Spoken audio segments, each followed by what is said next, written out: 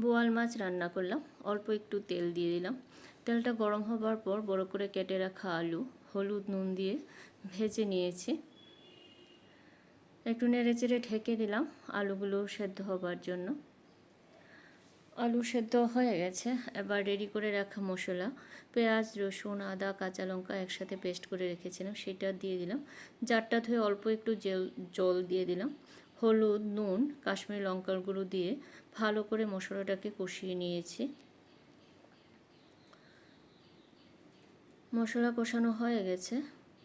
এবার পরিমাণ মতো গরম জল দিয়ে দিলাম, দিয়ে আবারও একটু নেড়ে চেড়ে দিলাম।